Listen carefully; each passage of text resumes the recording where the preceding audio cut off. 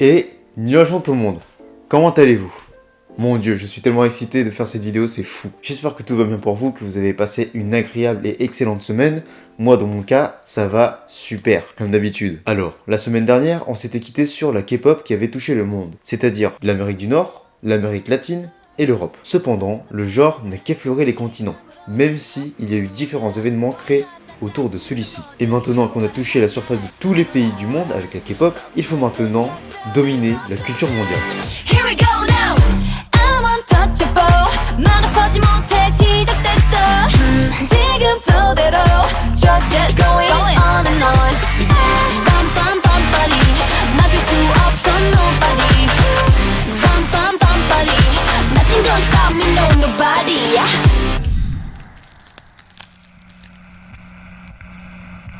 Il est temps d'attaquer cette dernière partie que, je pense, vous attendiez tous. Commençons sans plus tarder avec Spotify et Deezer. En effet, avec l'essor des plateformes de streaming en 2015, la K-pop devient plus accessible qu'avant, que ce soit en Europe ou en Amérique. Pour preuve, le nombre d'écoutes de chansons de K-pop augmente de 65% tous les ans sur Spotify. Cela a permis d'intensifier l'écoute de ce genre, mais aussi de diversifier les artistes. Et ça, c'est grâce à la plateforme, qui a créé des playlists correspondantes. Là, on ne parle que d'Europe ou d'Amérique, mais il faut savoir qu'en Asie, la K-pop sécurise sa place dans le cœur de tous les pays asiatiques. Au Japon, 5 groupes de K-pop sont parmi les 30 artistes les plus populaires en 2015. En Thaïlande, on appelle les fans de K-pop des Tings, parce que ça fait référence aux coupes de cheveux réglementaires dans les lycées thaïlandais. Au Vietnam, ils s'inspirent des Coréens pour transformer un groupe de dance cover du nom de ST319 en une agence qui va lancer leur première audition la même année. Et depuis, ils produisent des artistes vietnamiens dans le style K-pop. Du côté de la Corée du Sud, on va un peu changer de sonorité. En effet, en plus des beats EDM, ils vont rajouter des basses et de l'épaisseur pour que les sons tabassent plus et qu'ils soient plus uniques. D'ailleurs, en parlant d'unicité, le genre devient de moins en moins uniforme, car chaque groupe développera une identité sonore et visuelle. Et on va voir ça tout de suite. Déjà, parlons d'un groupe qui s'appelle Exceed. Si elles ne vous disent rien, c'est normal. On n'en a pas parlé dans les vidéos. Mais là, on va le faire. Car cette année, une membre du nom de Hani va faire une fancam qui comptabilisera plus de 32 millions de vues sur YouTube. Alors, une fancam, c'est une vidéo filmée par un fan d'un membre en particulier. Et là, c'est tombé sur Hani. Voici la vidéo en question.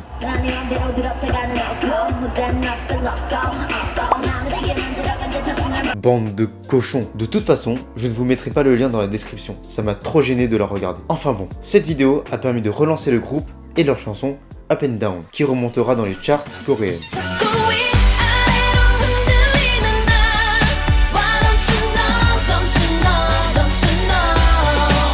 On a ensuite EXO, qui revient après la perte de 2 membres. Ils avaient déjà fait le banger qui est Overdose, et là, ils reviennent avec Call Me Baby. Et voici le morceau qui leur a permis de gagner 8 awards, dont 2 Album of the Year.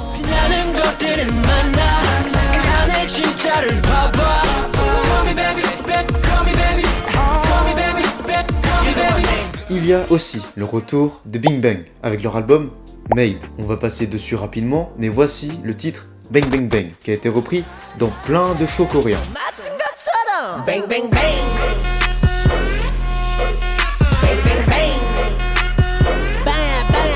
A partir de maintenant, ça va être intéressant, car un membre de SHINee va se lancer en solo et produira son titre Crazy Guilty Pleasure avec l'album qui l'accompagne, Base.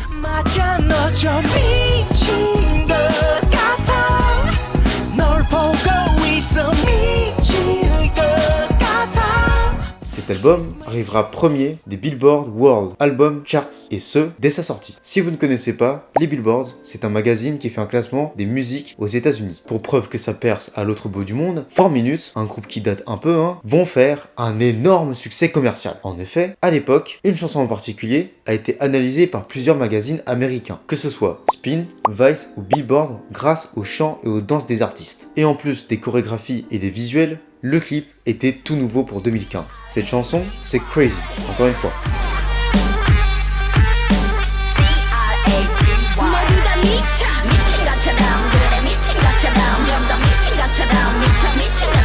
On aura aussi Taeyeon, qui faisait partie des Girl Generation. Et elle fera son début solo avec I. Et j'ai l'impression d'avoir déjà entendu la chanson quelque part.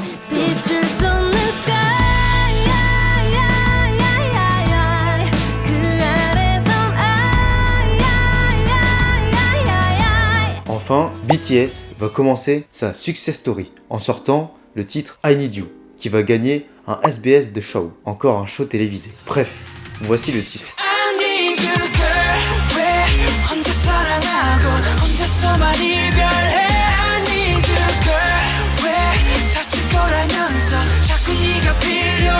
Maintenant, les nouveaux groupes. Il y en a encore un paquet cette année. Commençons avec GFriend, un girl group créé par une agence qui s'appelle Source Media et qui va faire un titre ressemblant à celui des Girl Generation, Into the New World. Voici Glass Bead, qui est salué pour la danse des idoles, qui est parfaitement synchronisée.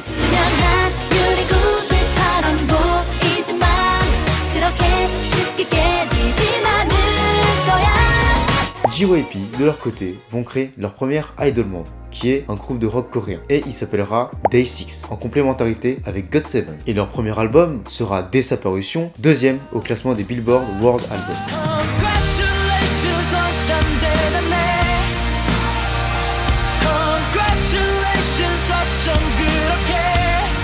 De plus, la même agence va sortir quelques mois plus tard un groupe que beaucoup de fans connaissent, Twice. Et quel groupe aussi! D'ailleurs, le groupe est formé à travers un survival show qui s'appelle 16, où ce sont les fans qui votent pour leurs membres préférés. C'est un peu atroce comme émission parce qu'il fallait tout faire pour plaire aux fans. En plus, elles sont magnifiques, elles ont rien à envier aux autres. Et elles commencent quand les Girl Generation étaient les moins actives. Quel coup de génie! Bref, le concept était nouveau et leurs chansons restaient en tête. Like ou A, ça part tout seul.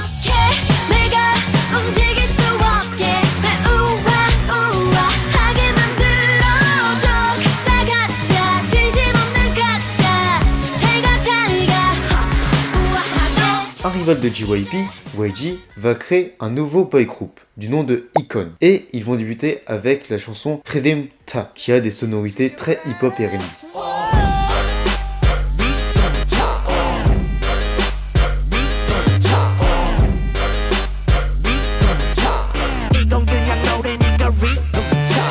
Un autre boy group va naître d'une agence qui n'est pas très connue, Starship, et il s'agit de Monsta X, qui commence avec leur morceau Trespass.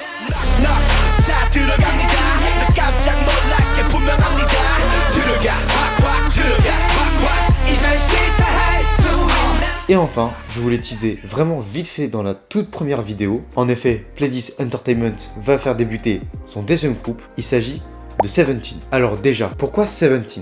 Parce que oui, ils ne sont pas 17, ils sont 13. Eh bien, parce qu'il y a 13 membres, plus 3 unités, plus une équipe. Ça fait 17. 17. Il faut savoir en plus que c'est le premier groupe totalement indépendant. C'est-à-dire qu'avant qu'eux, aucun groupe ne produisait les chansons et créait les chorégraphies de danse. Ce sont ces artistes qui ont lancé cette indépendance qui auront un total contrôle de A à Z sur leur production. Enfin, voici Adore You, leur première chanson.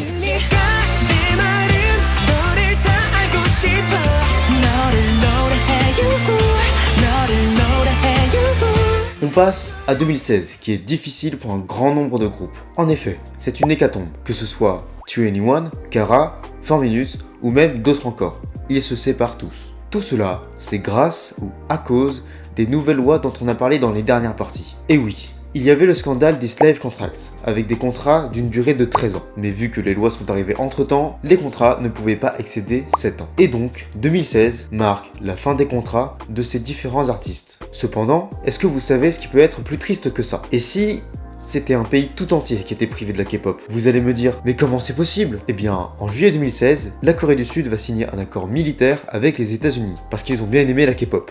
Non, plus sérieusement. Cet accord du nom de THAAD, soit Terminal High Altitude Area Defense, permettra aux US d'implanter un système d'envoi de missiles à haute altitude depuis la Corée. Du côté du pays chinois, qui on le rappelle est un des plus gros marchés de la K-pop à ce moment, ils ne vont pas trop aimer la situation. Ils vont prendre cette décision de la part de la Corée comme une menace. Ainsi, la Chine bannira tout ce qui est en rapport avec la culture coréenne, et donc la K-pop. C'est ce qu'on appelle dans l'histoire le China Ban, et ce choix aura un grand impact sur beaucoup d'artistes, comme EXO. Effectivement, la plus grande base de fans de EXO était la Chine, et en plus, un de leurs membres, dénommé Lay, décidera de les quitter, car sinon, il ne pourra plus apparaître sur la télé chinoise. Et oui, c'est comme s'il se faisait exiler de son propre pays, ça ferait très mal. La K-pop va donc se tourner vers l'Amérique du Nord et du Sud, et on peut le remarquer avec l'explosion du nombre de dates de concerts dans ces zones. De plus, ça a obligé les agences de créer des groupes 100% destinés à la Chine, et donc on aura plein de nouveaux groupes également. Enfin bon, si on suit l'histoire de la K-pop avec tout ce qu'on a raconté, on a le hip-hop qui a été le genre dominant au début des années 90, puis dès que nous sommes arrivés dans les années 2000, ce fut le R&B. Vers les années 2010, c'était l'EDM, et fin des années 2010, auxquelles nous nous approchons, c'est une multitude de genres qui sont présents, avec des beats un peu latinos qui font aussi leur apparition. D'ailleurs, il faut savoir qu'en 2016, c'est l'apparition des survival shows, enfin d'une nouvelle catégorie, parce que ça existait déjà avant. Vous savez, ce sont les fameux shows où tu dois être le meilleur pour que les fans votent pour toi et pour que tu sois recruté dans un groupe. Et bien cette catégorie se déroule avec des trainees de diverses agences. Et si les participants ou participantes gagnent, eh bien, ils feront partie d'un groupe temporaire. Et la première agence à le faire est Mnet, avec leur émission Produce 101, qui compte 101 participantes. Est-ce que vous voyez Squid Game? Eh bien, c'est Squid Game, sans meurtre, avec des trainees. Un vrai plaisir. Je pensais pas qu'il y aurait autant de trainees. Mais vraiment. En plus, c'était la première fois qu'on voyait 101 trainees d'agences différentes. C'est juste énorme. Maintenant, penchons-nous sur les succès de 2016. Et quel succès! Alors, le plus gros succès de 2016, c'est le morceau Cheer Up de Twice.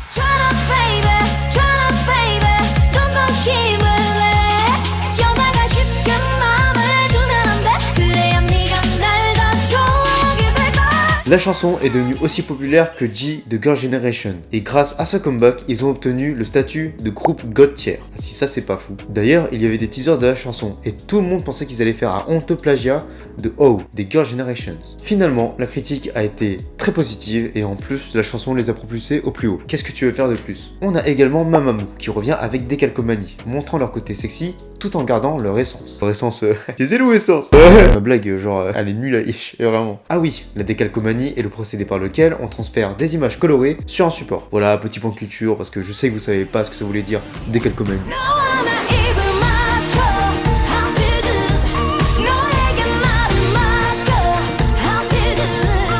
On a aussi le retour de BTS qui confirme leur place dans la God Tier List. Tout cela grâce à leur chanson Blood, Sweat and Tears qui sera première aux charts coréens et japonais, et ce, dès sa sortie.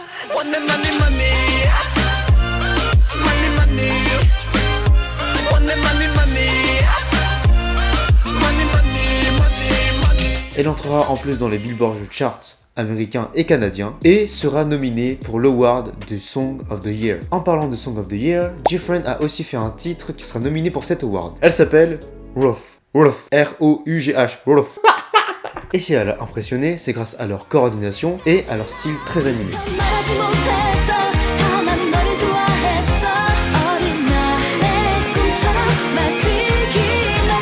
Et une dernière chanson pour le titre de Song of the Year, c'est Monster de EXO.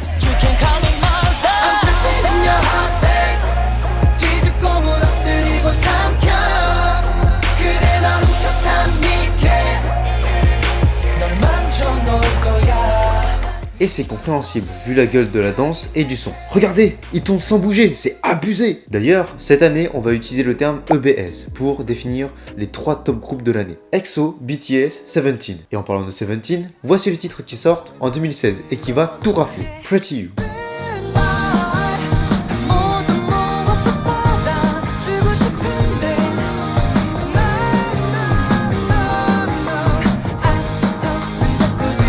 Et c'est toujours eux qui font la prod et l'écriture de la chanson. D'un autre côté, GOT7 va sortir leur 3e album, Flatlog Departure, et leur chanson titre, Fly.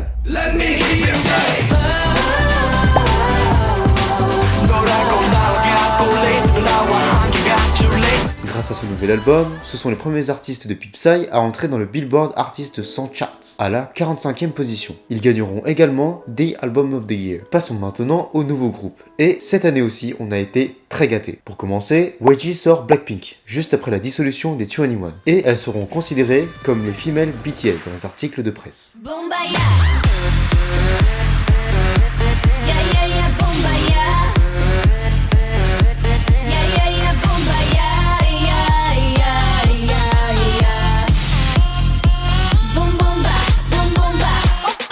Bref, ça ne sert à rien de vous cacher que leur concept visuel mêlé à leur style a eu un grand impact. Et donc, ça a été un grand succès. Elles battront le record des Miss A avec l'obtention de leur premier award seulement 13 jours après leur parution. Astro arrive dans le game avec un concept plus cute. Et commençons avec le titre Hide and Seek.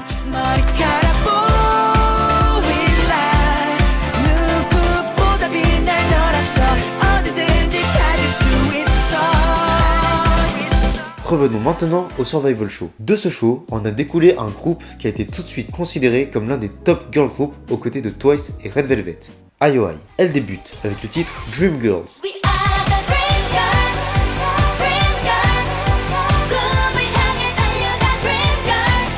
Un autre groupe créé avec un survival show de Cube, c'est Pentagon, qui viennent dans la K-pop avec le titre Gorilla.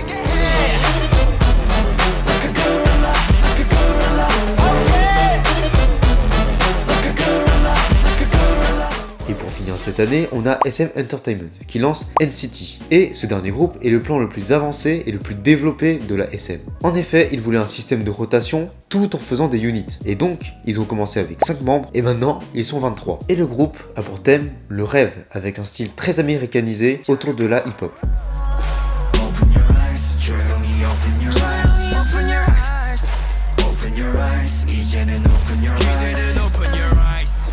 On arrive alors en 2017, ce qui commence la 4e génération d'idoles. Et il y a une grande composante qui va changer et améliorer la notoriété de la K-pop. En effet, avec l'utilisation intensive des réseaux comme Twitter ou YouTube par les fans, la promotion des artistes sera énormément poussée. Ce qui va, évidemment, mettre les différents groupes en avant sur YouTube. On aura beaucoup de fancams qui auront beaucoup de vues, ce qui va faire connaître des idoles à d'autres fans utilisant le réseau. En plus, on a des compilations de moments drôles, des hashtags à tout va, des challenges comme essayer de ne pas chanter ou de ne pas rire. Et du côté des agences, elles vont tout mettre en place pour que leurs artistes possèdent leur propre chaîne YouTube, afin de créer des contenus exclusifs. Et même maintenant, beaucoup d'artistes se mettent sur TikTok, parce que c'est un réseau qui est viral. Bref, la K-pop est prête à tout envahir, car après avoir conquis le marché asiatique et s'être insérée petit à petit en Occident, la nouvelle génération va se concentrer encore plus sur l'international. On aura EXO au Moyen-Orient, BTS aux États-Unis et KARD en Amérique latine. Tout est mis en place pour plaire à une audience plus internationale, que ce soit des chansons avec de l'espagnol ou des rythmes un peu plus reggaeton et latino afin de correspondre à la pop.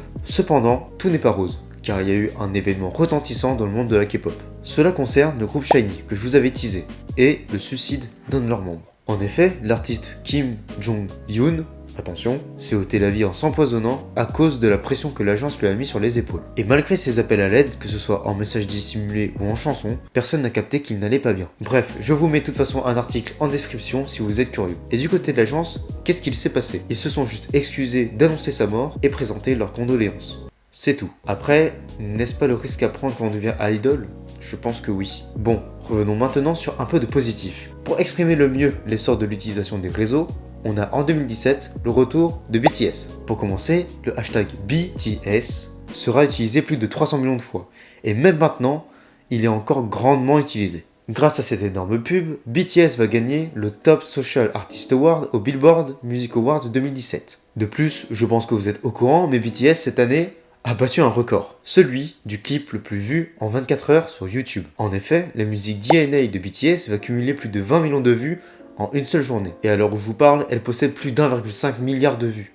C'est juste énorme. Ils vont aussi gagner des prix au Breakthrough Awards au Brésil, avec le titre de Best Fandom et Best International Group. Et pour finir les infos sur leur immensité, DNA sera compté dans le classement musical de 15 pays, dont la France. C'est juste débile leur stats. Assez par les chiffres, voici le clip qui a battu tous les records.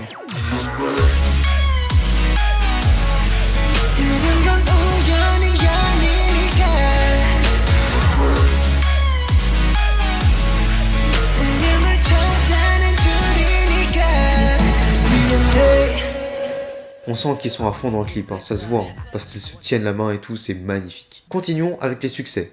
Un peu moins grands, mais ce sont des succès quand même. Twice reviennent avec leur titre Signal, qui sera élu tout simplement la chanson de l'année.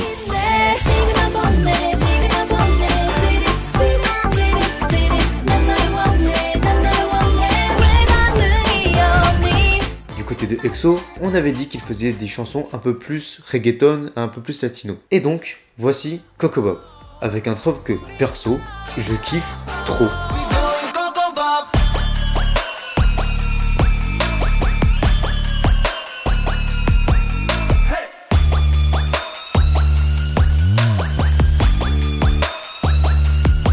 On a aussi un retour grandiose de Red Velvet avec leur titre Red Flavor qui sera numéro 1 sur toutes les plateformes de streaming en Corée.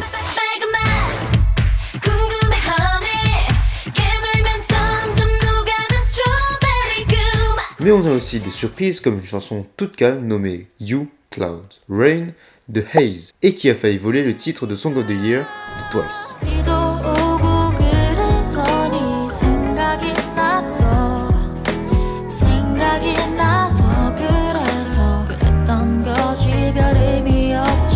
Continuons notre lancée avec VIXX et leur concept qui est de toucher à peu près à tout. Ils ont touché au thème vampire, scientifique fou, cyborg et même BDSM. Je vous jure, il va falloir me croire, moi je vous montre pas ça. Après, un clip qui est sympa et regardable, c'est Shangri-La. Pour les autres clips, soyez curieux et allez voir VIXX.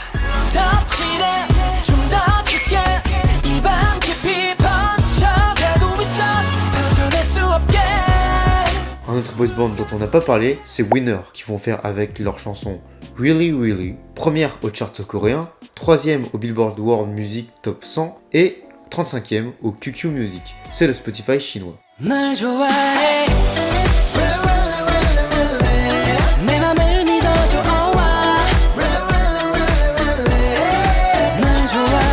Ou sinon, vous avez une très belle chanson qui s'appelle Missing You du groupe B2B et mon dieu, qu'est-ce qu'elle est magnifique.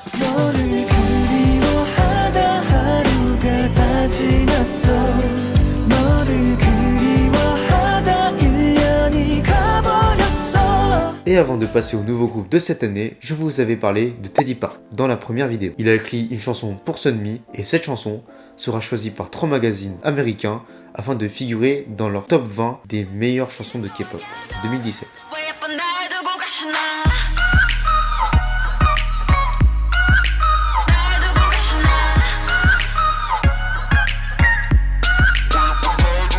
Pour les nouveaux groupes, on commence avec les Wanna One, qui se sont lancés grâce à la seconde saison de Produce 100. Ils gagneront un premier prix dans un music show, au bout de 9 jours, grâce à leur première chanson écrite par un des membres de Pentagon, qui s'appelle Energetic. La chanson, pas le membre.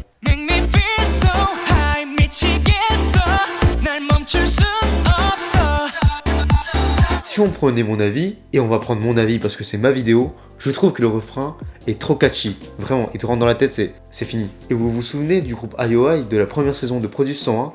Eh bien, elles se sont séparées. Mais avec d'anciens membres, ils ont créé 2 nouveaux groupes, Prestine et Waki Waki. Et voici leur clip.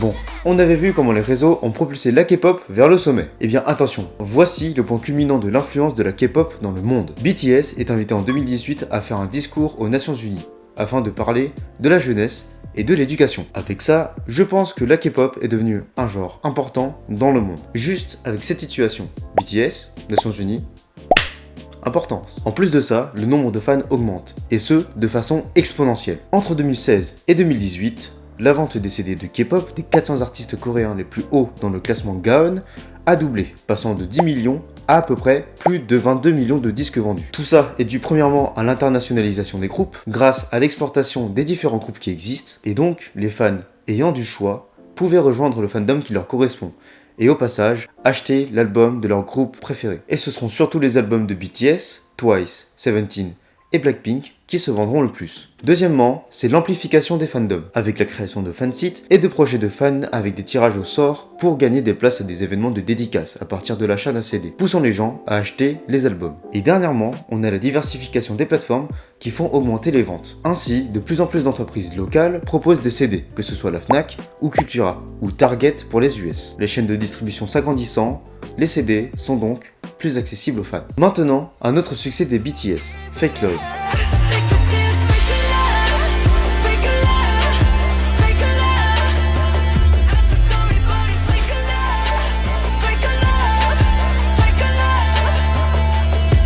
Qui sera la première chanson coréenne à atteindre le top 10 des Billboard 100, chanson qu'ils performeront au Billboard Music Awards en 2018, marquant leur entrée sur le marché américain. Twice aussi reviennent en force avec le titre What Is Love, qui gagnera encore 2 Song of the Year au Mnet Asian Music Awards. Et c'est la 3e année consécutive qu'elles gagnent.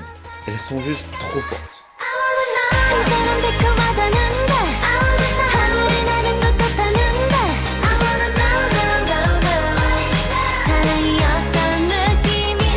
En plus, il y a plein de références de films connus, alors si vous les avez, dites-le dans les commentaires, ça va être marrant, je vais éplucher tout ça. Autre succès de 2018, c'est Icon, avec leur chanson Love Scenario, qui inonde toutes les écoles, en plaisant aux écoliers et aux collégiens. Tout ça parce que mélodie catchy et donc facile à retenir. Bah ouais, ils sont intelligents.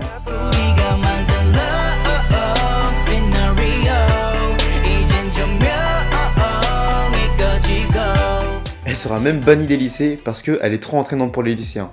Du coup ils se sont dit, non, on bannit cette chanson parce que les lycéens ils font que de danser, ils font que de chanter. Arrêtons, sinon les cours c'est fini. Avec ça, Love Scenario gagnera 2 Song of the Year, une fois aux Melon Music Awards et la seconde aux Golden Disc Awards. Dean, un chanteur, parolier et producteur, va aussi être dans la course, grâce à son titre Instagram.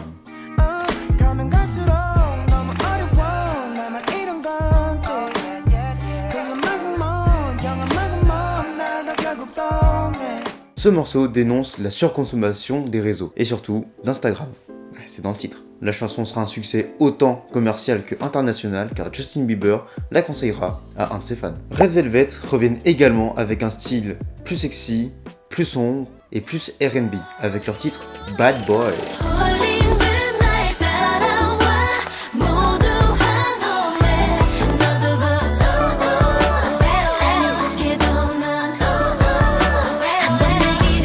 Il sera un moins grand succès que les autres, mais il restera dans le top 20 des meilleures chansons coréennes de cette année. D'ailleurs, est-ce que vous vous souvenez de Monsta X? Je sais, ça fait beaucoup de groupes à se souvenir, mais ce groupe-là va faire comme BTS, c'est-à-dire se faire connaître d'abord à l'international pour avoir une reconnaissance nationale. Ils feront aussi leur premier World Tour dans 16 villes, dont Paris, Moscou ou Buenos Aires.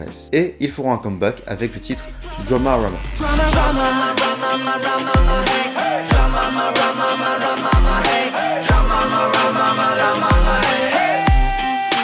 Il y a aussi Pentagon qui reviennent avec leur titre Shine et qui sera facile à danser. Pourquoi facile? Parce que ce sont des danses Fortnite. Ouais, c'est trop facile. Et qui dit danse Fortnite dit buzz, logique.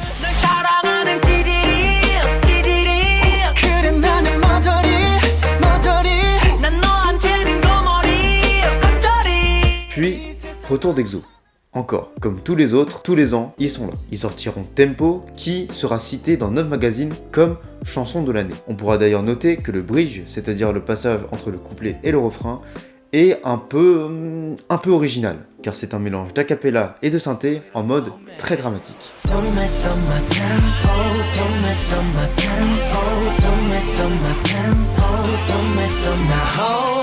Après, j'avoue, c'est pas ma préférée. Et là, on a les lancements de l'année, en commençant avec 80s et leur titre Treasure, qui a été tourné au Maroc d'ailleurs.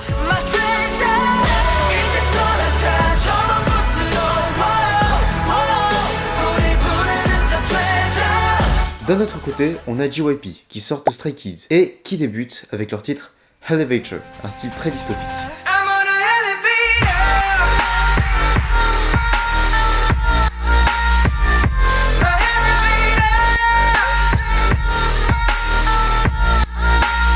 Au niveau des girl groups, on abandonne le concept cute et on part sur des concepts comme élégant de Twice ou Girl Crush de Blackpink.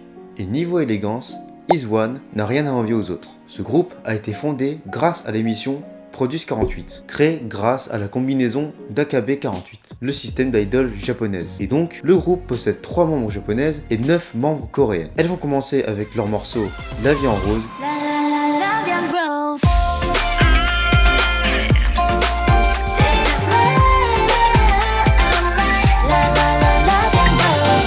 Et on a Luna, qui ont à leur actif 30 teasers. Plus de 30. C'est juste énorme, c'est beaucoup plus que ceux que EXO ont sortis.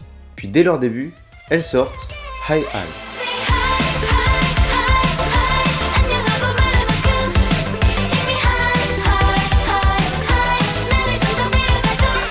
On termine l'année avec le lancement des J-Idol, produit par Cube Entertainment. Elles sont devenues Rookie of the Year grâce à leur beauté et débutent avec une chanson qu'ils ont produite elles-mêmes, La Tata.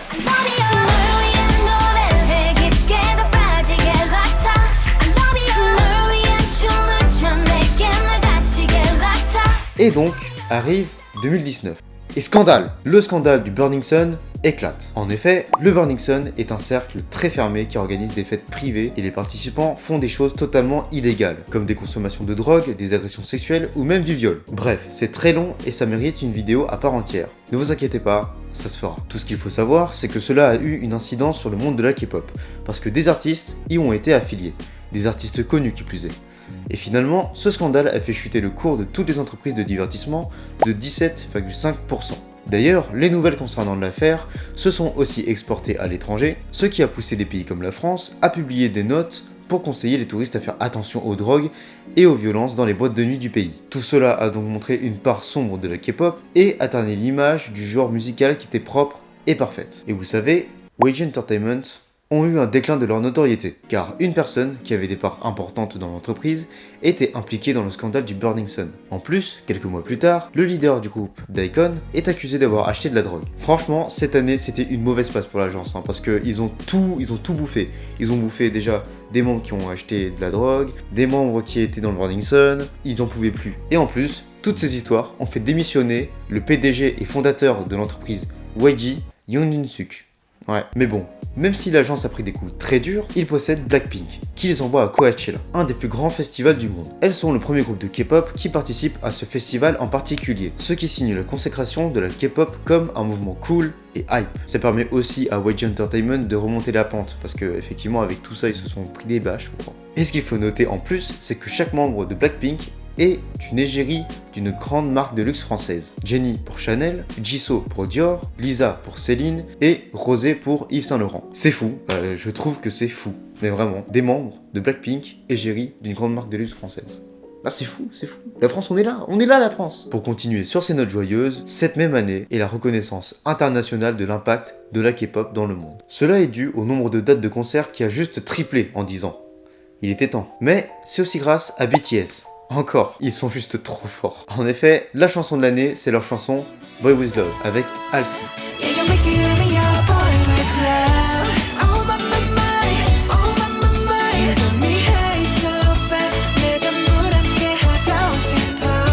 Il y a une chanson qu'on peut considérer comme une rivale de Boy With Love. C'est celle de Twice, Fancy, avec un concept plus sexy, le refrain te rentre dans la tête. Vraiment, parce que elle a quand même été genre la plus streamée en fait. Donc oui, elle te rentre dans la tête.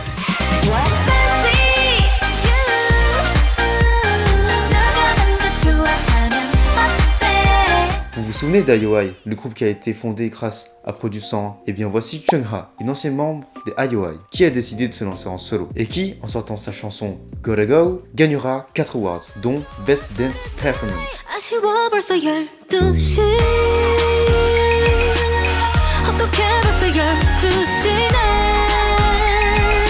Et on a aussi la deuxième chanson de Blackpink, celle qui vient après Doulou Doulou Doudou. Il s'agit de Kill This Love, qui est écrite par Teddy Park, et qui reprend des beats électro-rap des anciennes musiques du groupe. Et oui, c'était dit. Je vous avais dit qu'il ferait des choses grandioses.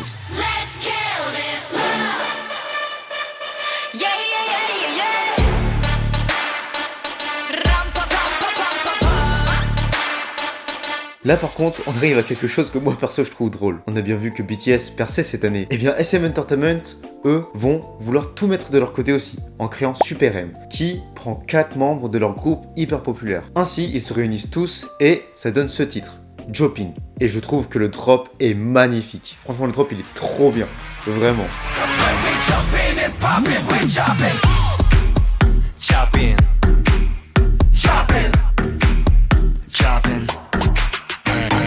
On a ensuite la création de 3 nouveaux groupes qui ont pour thème les Girl Crush dont on avait parlé juste avant. Le premier groupe est lancé par Yeha Entertainment. Il s'appelle Everglow et elles commenceront avec un succès commercial, Bonbon Chocolat. C'est vraiment le titre, Bonbon Chocolat.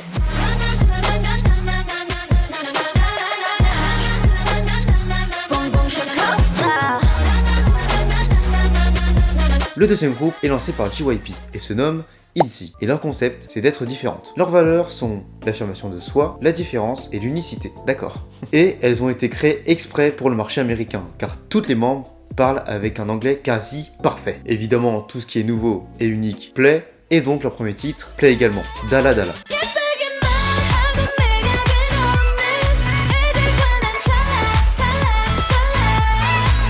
Et troisième artiste, Oui, artiste, il s'agit d'Alexa. Alexa, est-ce que tu peux me mettre Alexa s'il te plaît? Je vous mets ça tout de suite. Voici Alexa de ZB Label et son titre Bombe dans un univers un peu sci-fi.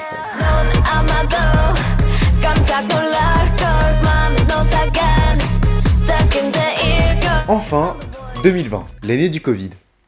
Mais aussi l'année de la World Domination. Oui, vous l'aurez compris. On en aura fait du chemin. Commençons avec Dynamite, que vous connaissez sûrement. Et les artistes qui chantent Dynamite sont encore les BTS.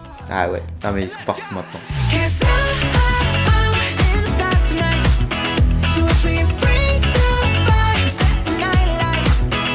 Ce titre est la première chanson coréenne qui va arriver à la première place du Billboard Top 100 aux États-Unis. Et cette chanson est celle qui montre au monde que la K-pop est un genre de musique dominant le monde. En plus, avec une autre chanson qui s'appelle On, il gagne 4 awards. Best Group, Best Pop, Best Chorégraphie et Best K-pop Song. C'est juste débile, ils font des stats de ouf. Vous vous rendez compte en fait, vous vous rendez compte des stats qu'ils font.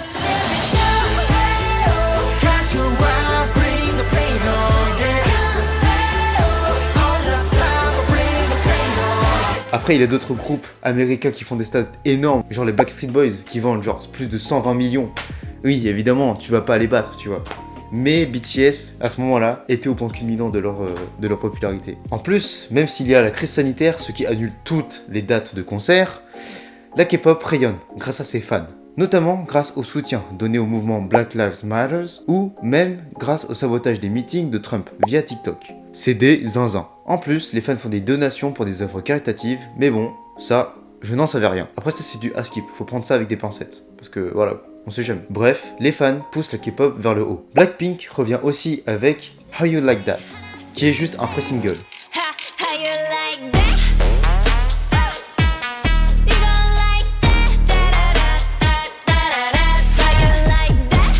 Car le titre qui va lancer leur nouvel album est Love Sick Girl.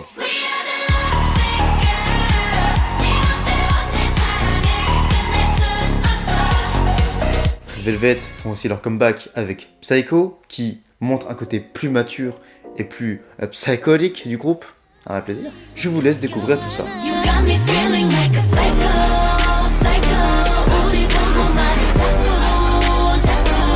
On a aussi le retour de Super M, les Avengers de la K-pop, qui sortent leur premier titre, Tigers Inside. Et ce titre annoncera leur premier album.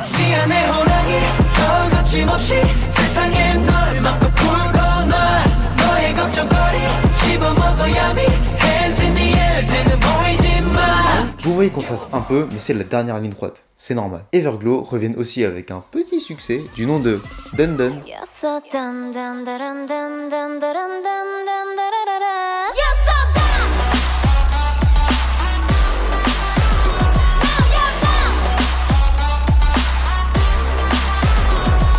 Et une de leurs rivales, ITZY, continue aussi. Elles sortent Wannabe, qui montre des valeurs d'individualité et d'affirmation de soi, et perso, je kiffe le son, il est trop bien aussi. Elle sera un succès en Malaisie et à Singapour,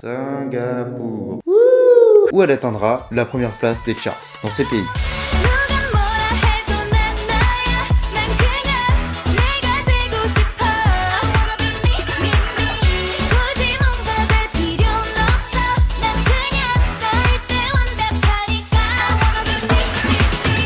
NCT 127, un groupe qu'on a survolé, sortent aussi Kick It, titre qui est fortement inspiré de l'univers de Bruce Lee, ce qui annonce leur comeback aussi.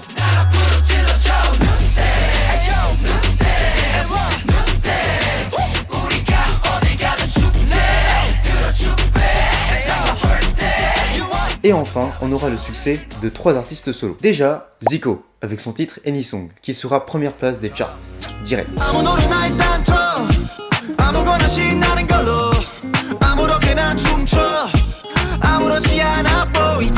Ensuite, Baekhyun, un artiste qui garde un esprit R&B et qui sera un succès commercial avec plus d'1 million de disques vendus.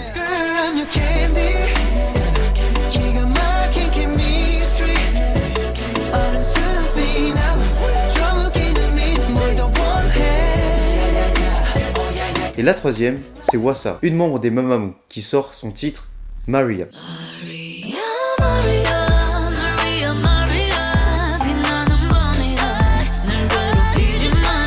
D'ailleurs, il faut savoir que Hwasa est une artiste qui est très critiquée.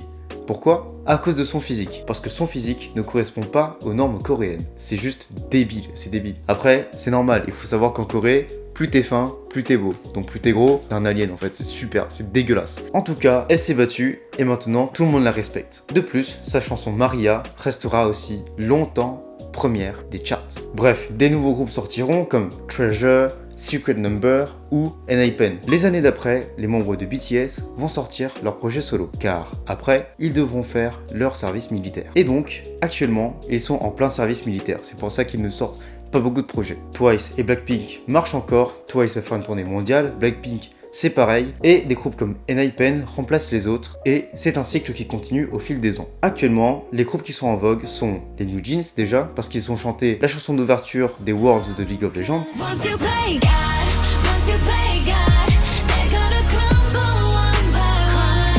Il y a également 80s qui cartonnent tout, et qui vont bientôt venir en France pour faire un concert. Cependant, on touche à la fin de cette vidéo, et donc, il est temps de conclure cette série de vidéos. Vous avez vu que nous sommes passés par tellement d'étapes pour arriver à la K-pop qu'on connaît aujourd'hui. Que ce soit certains dramas ou de malheureux suicides de certaines idoles, mais il faut retenir aussi qu'il y a la création de titres légendaires qui ont fait bouger tous les pays. Et surtout, les Coréens se sont beaucoup inspirés des US en termes de pop pour ne pas rester à la ramasse. Effectivement, ce n'est qu'il y a peu que la K-pop est en domination mondiale. On a vu que le genre a eu des difficultés pour s'exporter et qu'il a fallu plus de 30 ans pour que le monde connaisse ce genre. Après, on en est qu'à la 4e voire la 5e génération des groupes de K-pop et donc ça ne marque que le début. Finalement, il fallait juste persévérer et y croire pour y arriver. Et c'est ce qu'ils ont fait. La Corée du Sud a tout mis en œuvre pour que la K-pop soit reconnue dans le monde et je pense que nous sommes spectateurs d'un genre qui va ne faire que de grandir dans les années à venir.